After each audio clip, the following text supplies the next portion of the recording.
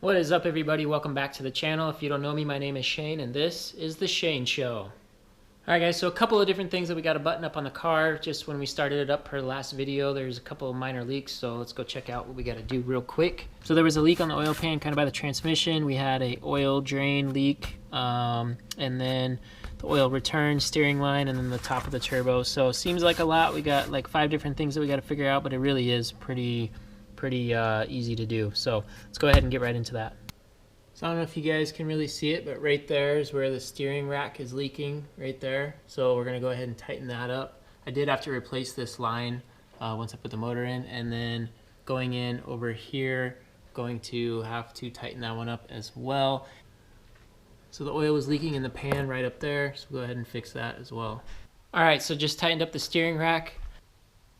Alright, so just tighten up the steering rack, just tighten up that top line right now, so I'm going to watch for it to keep leaking while I fix everything else.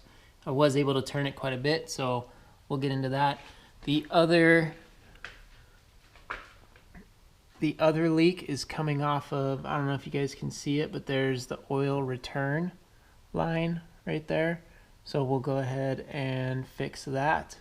And then it's also the oil return from the top of the block as well, so we'll tighten both those. The return from the turbo is also leaking just a tiny bit, so we'll go ahead and tighten that as well. Okay, so we got underneath all taken care of. We got the steering rack all tightened up. There was the oil return off the turbo, got that tightened up, and then there was one leak over by the transmission on the oil pan, got that tightened up too. So the only two that we have left that we got to do, so there's this oil return, which goes from the top of the head down to the block that we'll have to tighten. And then we have just this right here, this turbo bolt that we'll have to get tightened as well, going right into the turbo. So we get these two tightened up. So after we tighten up those two bolts, then what we can do is we can just fire it up. I'm going to go ahead, before I fire it up, actually, I'm going to check all the fluids because it has been sitting for 2 or 3 days, just kind of, leaking. So I'll double check all the levels, make sure that those are all good. And then if those are all good, we'll go ahead and we'll fire it up, and then check for, make sure that the leaks that we just fixed did work. So let's go ahead and get right into that. All right, so we'll remove this filter to make it easier to go in and tighten that drain, which this is super easy to take off. Just one bolt, just one clamp, and then we can access this easily. It was leaking pretty good, so we'll have to go ahead and make sure it looks nice and tight. All right, so I'll show you guys here. So that's what was leaking, the drain. So we'll go ahead and we'll take that off, and then I'll probably end up putting some RTV around it a little bit, because once, just like the oil pump, this gasket isn't holding. So we'll go ahead and throw that on there, and then we will tighten up that bolt right there on the turbo, and then we should be good to go. Alright guys, so quick update. We went ahead and tightened the oil return going from the head to the block, and then tightened the top of the turbo. All the underneath lines are tightened up as well, so let's go ahead and fire this thing up and then check for leaks. So let's get into it. Also, just real quick too, I did check the oil level, the coolant, the power steering fluid, everything looks perfectly okay. I did add a little bit more coolant, but yeah, nothing crazy. It wasn't short or anything, so let's go ahead and fire this thing up.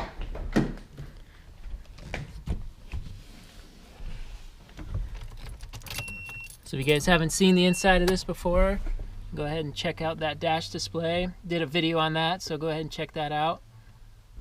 Pretty excited about that dash display. I mention it like every time, so let's go ahead and fire up the car.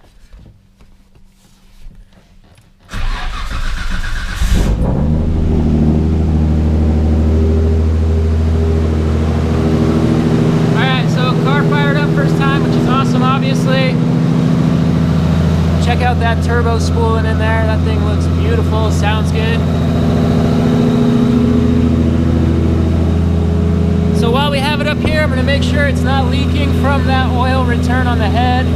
That's gonna be the first check. Also wanna make sure right here on the turbo, it's not leaking as well. So let's go ahead and keep an eye on that. And then from up here, I can kind of keep an eye on the oil return down to the turbo, but not really. So we're gonna have to jack up the car, but I'm gonna keep an eye on that right now.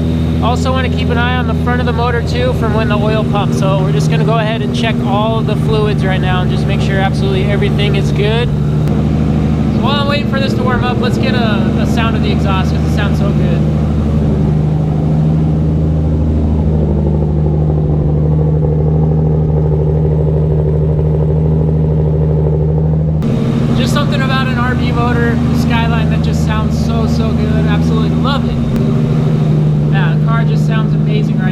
absolutely awesome. All right, so we do still have a tiny bit of a leak on the oil pan, and then the oil drain going from the head down to the block.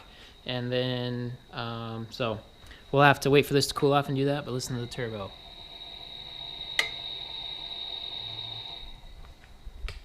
Just love it, just love it. So Monday, so today is Tuesday, so this coming Monday, we're gonna go ahead and get this thing tuned, so that's why we're just doing all kinds of last minute buttoning up, making sure there's no leaks or anything like that. So, oh man, so close guys, so close. So comment down below what you guys think this thing's going to dyno at.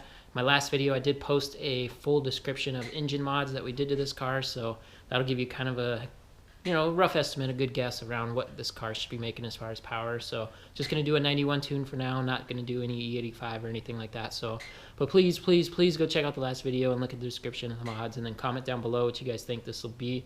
That'll be super cool. See who comes the closest.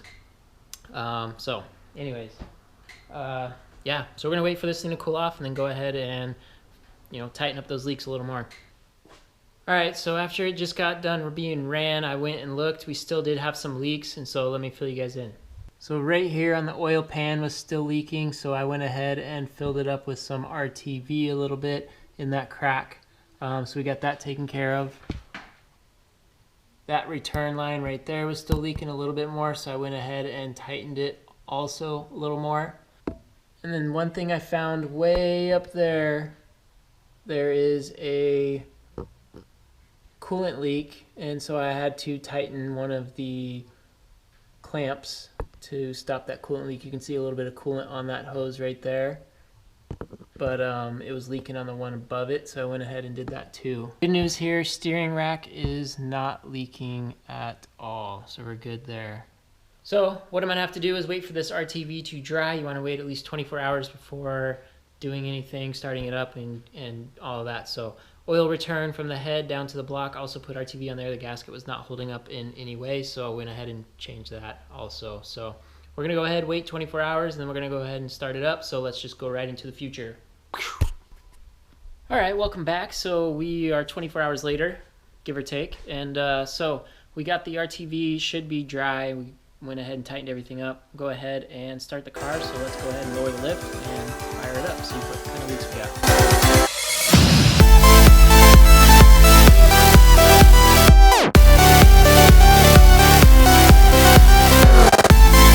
So ideally, when I fire this up, all those leaks will be fixed. So yeah, we'll have to see what happens here.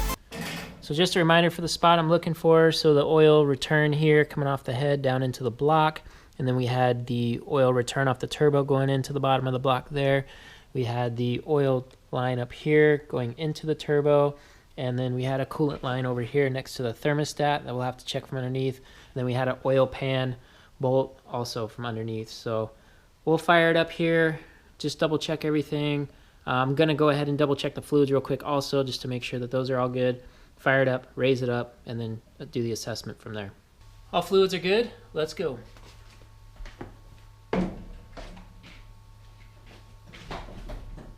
love starting this thing up every time.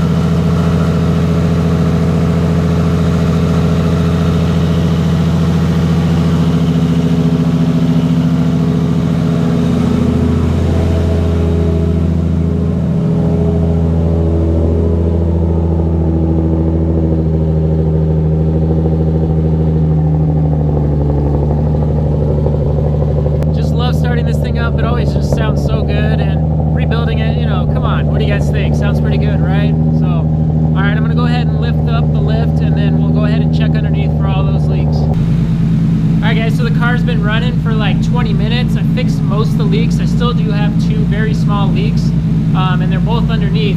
One is for the oil pan right underneath where it was leaking before. I'm gonna have to figure that one out. And the other one is the oil return coming from the turbo, which was the same one that was leaking from before. The actual nut that was welded and the bung that goes into it is leaking through the weld. So I'm gonna have to figure out how to tighten that up. Could put some RTV on it. Might want to probably weld it though. So those are the only 2 leaks I have left. It is running pretty good overall. There is a little bit of smoke. So I don't know if you guys can see or not, but there is a little bit of smoke coming from the exhaust, and that's because anytime you do a fresh build, the piston rings have to seat. And it takes time for that. If you don't know what I'm talking about, just look it up, piston ring seating. You don't want like a ton of smoke and all that. It does take some time for those piston rings to seat, heat up, and all that stuff to put a good seal inside that cylinder wall. So not alarmed by anything here. Definitely don't want to like rev it up or drive it or anything like that. We want to make sure we get it tuned first, which is why we have an appointment in a few days. But anyways, overall it sounds pretty good. So I'm gonna go ahead and shut it off, so then that way I can let this thing cool down for a while, and then I can replace fix those 2 leaks. So let's shut this off and then go from there. One thing I decided to do also is not run the shroud. I actually broke it, and I was like, you know what, instead of trying to get that to work on here, I'll just not run any shroud. So I've been keeping an eye on our temperature readings, and so far so good. Up in the left, up there, far left, and then you can also see it on the digital dash display over here. So we're sitting about normal there. Looks like we're sitting about 180 degrees, so nothing to be alarmed of there. So we'll go ahead and shut this off and let this thing cool.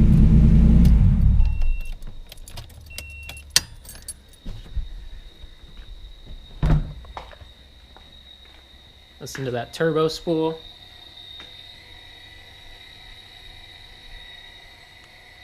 So overall, we're getting there. We almost have all the leaks figured out. There actually was, while this was running, the sensor at the bottom of the radiator started leaking once this thing reached temperature and the thermostat opened up. So gonna have to go ahead and put a little bit of coolant back in here. So I tightened that up as it was running, but we just really have 2 major oil leaks. Well, not even major oil leaks. We have 2 very small drips, like every minute or so, but once the car's running, that drip is gonna turn into more, right? And so we want to make sure that we get that solved. The good news is this right here, this oil return line that I took the gasket off and replaced, that's not leaking at all anymore, which that was a big cause to the majority of the leak of oil. So everything is just underneath, guys. Hopefully after everything cools off, I'll be able to figure something out to be able to get those 2 from the oil pan and then the oil return coming off this turbo back into the block. Alright guys, so everything was cooled off. I went ahead and put RTV on it, and we do not have any more leaks on the car from what I can tell, so that's absolutely fantastic news. And we're actually going to be going to the tuner here in a few days, dynocomp, drop this thing off, get it obviously tuned, and see what kind of numbers it's going to put down. So last time we had this thing tuned, it did have boost creep. Exhaust housing on the turbo, it's 3582, was a 1.06 exhaust housing, so it was the biggest you could get.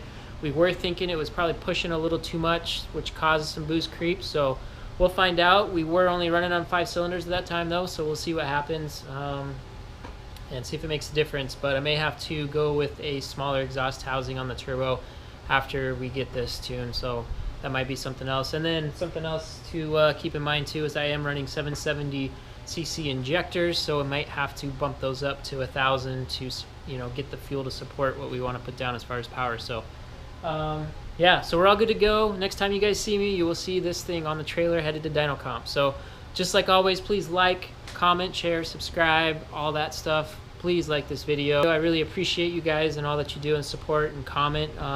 So again, post what you guys think this thing is going to put down on the dyno, and as always, just appreciate you guys. Just like that, Shane Shows out. Peace.